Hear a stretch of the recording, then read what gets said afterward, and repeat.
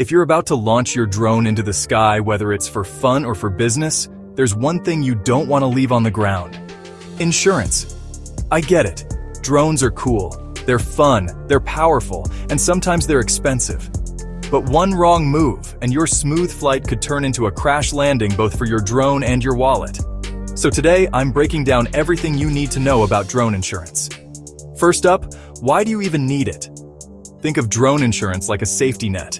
If your drone accidentally crashes into someone's car, a window, or, worst case, a person, liability insurance can protect you from those big, scary bills. It's not just about accidents, though. Some commercial projects, like film shoots in the city, actually require you to have a certain level of insurance before you're allowed to fly. Let's talk about the types of coverage you can get. The two big ones? Liability and hull insurance. Liability insurance covers you if your drone causes damage or hurts someone.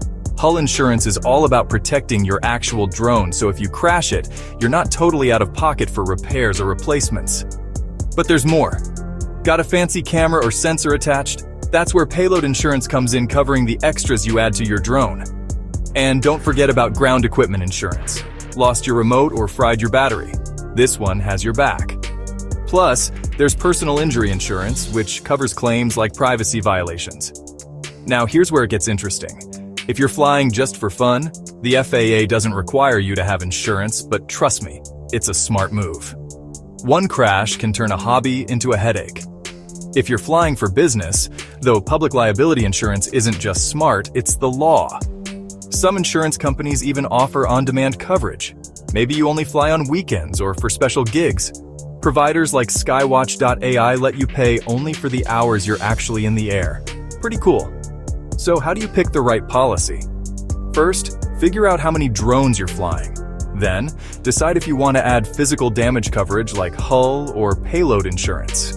And don't forget about extras, like personal injury or worldwide coverage. You can even add other people like your client or a co-pilot under your policy as additional insured. Companies like Rightsure make it easy. Their Rate Guard tech checks multiple carriers to find you the best rates, and you can score discounts if you bundle your insurance.